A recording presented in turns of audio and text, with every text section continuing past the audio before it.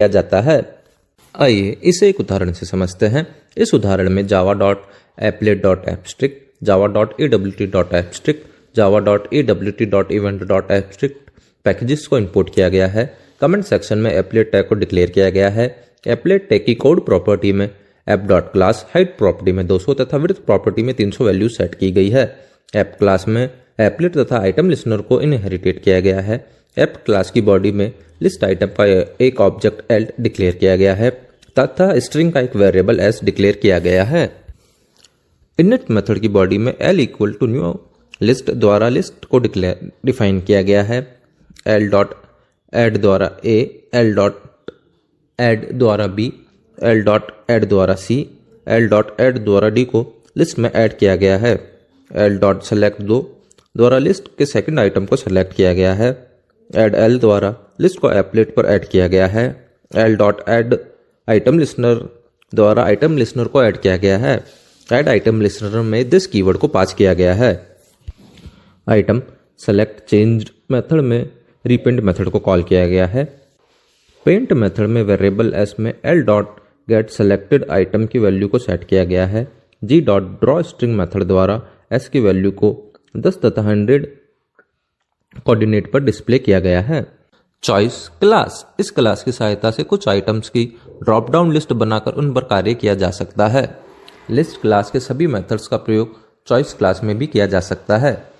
आइए इसे एक उदाहरण से समझते हैं। इस उदाहरण में java.applet.abstract, java.awt.abstract, java.awt.event.abstract पैकेजेस को इंपोर्ट किया गया है।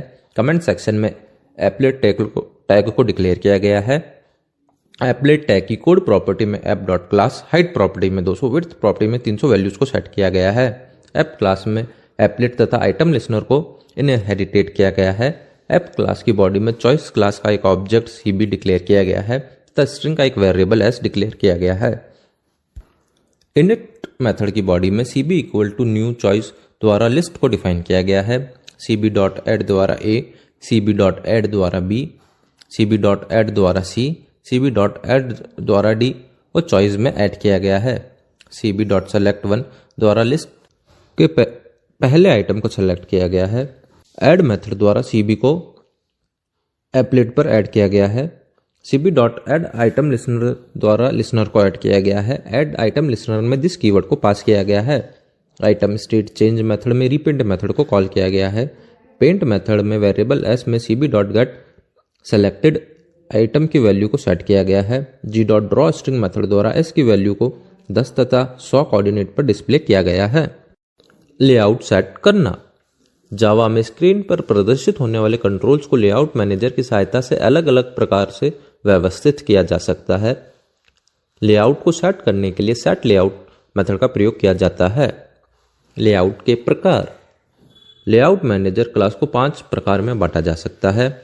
Flow layout, border layout, grid layout, grid bag layout, cart layout. Flow layout class, इस क्लास का प्रयोग करके कंपोनेंट्स को पैराग्राफ के टेक्स्ट की भांति एक फ्लो में सेट किया जा सकता है। यह डिफॉल्ट लेआउट होता है। इस क्लास के कंस्ट्रक्टर्स की सहायता से कंट्रोल का alignment, left right centering, leading trailing तथा इनके बीच की दूरी भी सेट की जा सकती है। आइए इसे एक उदाहरण से समझते हैं। इस उदाहरण में java.applet.abstract, java.awt.abstract, java.awt.event.abstract पैकेजेस को इंपोर्ट किया गया है। कमेंट सेक्शन में एप्लेट टैग को डिक्लेयर करके कोड प्रॉपर्टी में app.class हाइट प्रॉपर्टी में 200, विड्थ प्रॉपर्टी में 200 वैल्यूज को सेट की गई है। ऐप क्लास में एप्लेट तथा एक्शन लिस्नर को इनहेरिटेट किया गया है। ऐप क्लास की बॉडी में टेक्स्ट फील्ड के 3 ऑब्जेक्ट T1, T2 तथा T3, बटन का एक ऑब्जेक्ट B तथा स्ट्रिंग का एक वेरिएबल S डिक्लेयर किया गया है। इनिट मेथड में फ्लो लेआउट क्लास का एक ऑब्जेक्ट F डिक्लेयर करके न्यू फ्लो लेआउट की वैल्यू को स्टोर की गई है।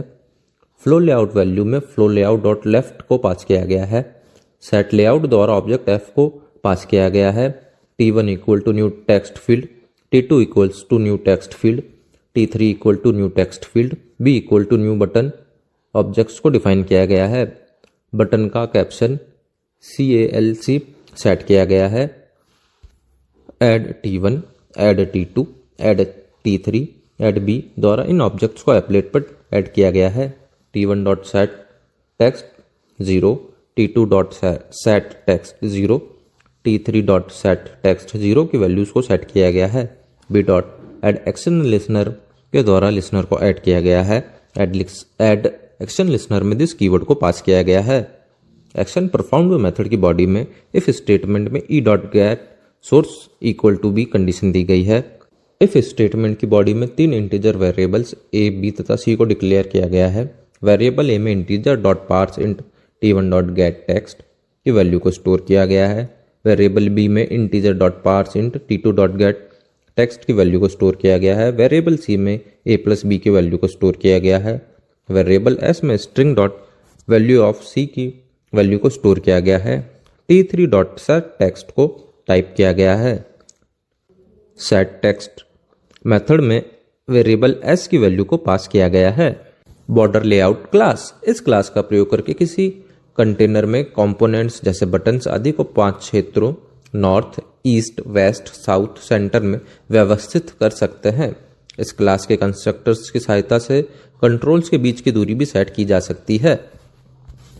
आइए इसे एक उदाहरण से समझते हैं। इस उदाहरण में Java dot applet dot abstract, Java dot AWT dot abstract, Java dot AWT dot event dot abstract packages को इंपोर्ट किया गया है। कमेंट सेक्शन में एप्लेट टैग को डिक्लेयर करके कोड प्रॉपर्टी में app dot class height property में 200, width property में 200 की वैल्यूज को सेट की गई है।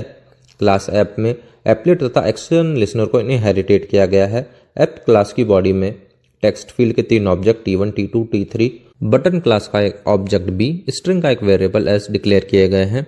इनिट मेथड में बॉर्डर लेआउट क्लास का एक ऑब्जेक्ट BL डिक्लेयर किया गया है। T1 equal to new text field, T2 equals to new text field, T3 equal to new text field, B equal to new button objects को define किया गया है। Object का कैप्शन CLC डिफाइन किया गया है। At T1 border layout dot east, at T2 comma border layout dot west, at T3 comma border layout dot north, at B comma border layout dot south द्वारा इन objects को applet पर add किया गया है। B dot add action listener के द्वारा listener को ऐड किया गया है। ऐड एक्शन लिसनर में दिस कीवर्ड को पास किया गया है। T1 dot set text 0, T2 dot set text 0, T3 dot set text 0 की वैल्यू को सेट किया गया है। एक्शन परफॉर्म मेथड की बॉडी में इफ स्टेटमेंट में E dot get source equal B condition दी गई है। इफ स्टेटमेंट की बॉडी में 3 इंटीजर वेरिएबल्स A, B तथा C को डिक्लेयर किया गया है। वेरिएबल A में integer dot parse int T1 dot get text की वैल्यू को स्टोर किया गया है। वेरिएबल B में integer dot parse int T2 dot get text की वैल्यू को स्टोर किया गया है। वेरिएबल C में A प्लस B की वैल्यू को स्टोर की गई है। वेरिएबल S में string dot value of C की वैल्यू को स्टोर की गई है। T3 dot set text S को टाइप किया गया है। ग्रिड लेआउट क्लास, इस क्लास का प्रयोग करके कंपोनेंट्स को एक ग्रिड में व्यवस्थित किया जा सकता है।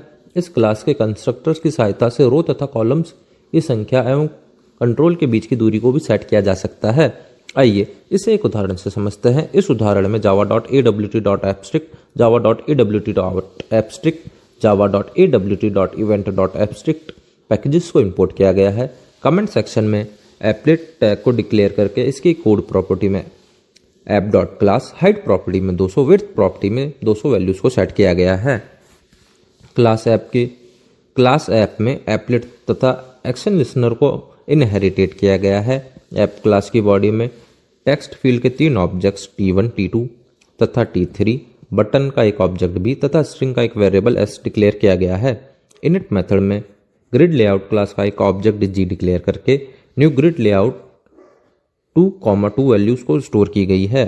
सेट लेआउट द्वारा ऑब्जेक्ट G को पास किया गया है। T1 equal to new text field, T2 equal to new text field, T3 equal to new text field, B equal to new button objects को डिफाइन किया गया है। बटन का कैप्शन CLC डिफाइन किया गया है। At T1 add T2 add T3 add B द्वारा इन ऑब्जेक्ट्स को एप्लेट पर ऐड किया गया है। T1 dot set text 0, T2 dot set text 0, T3 dot set text 0 की वैल्यूज को सेट की गई है। B dot add action listener द्वारा लिसनर को ऐड किया गया है। एड एक्शन लिसनर में दिस कीवर्ड को पास किया गया है। एक्शन परफॉर्म मेथड की बॉडी में इफ स्टेटमेंट में E dot get source equal equal B condition दी गई है। इफ स्टेटमेंट की बॉडी में 3 इंटीजर वेरिएबल्स ए, बी तथा सी को डिक्लेयर किया गया है। वेरिएबल ए में integer dot parse int T1 dot get text की वैल्यू को स्टोर की गई है। वेरिएबल बी में इंटीजर डॉट पार्स इंट टेक्स्ट2 डॉट गेट टेक्स्ट की वैल्यू को स्टोर की गई है। वेरिएबल सी में ए प्लस बी की वैल्यू को स्टोर की गई है। वेरिएबल एस में string dot value of C की वैल्यू को स्टोर की गई है। T3 dot set text S को टाइप किया गया है। ग्रिड बैक लेआउट क्लास, यह भी ग्रिड लेआउट क्लास की तरह ही होती है, किंतु इसमें कंटेनर्स को आयत के कई रोज तथा कॉलम्स में विभाजित किया जा सकता है। इसमें रोज तथा कॉलम्स अलग अलग आकार के भी हो सकते हैं। आइए इसे एक उदाहरण से समझते हैं।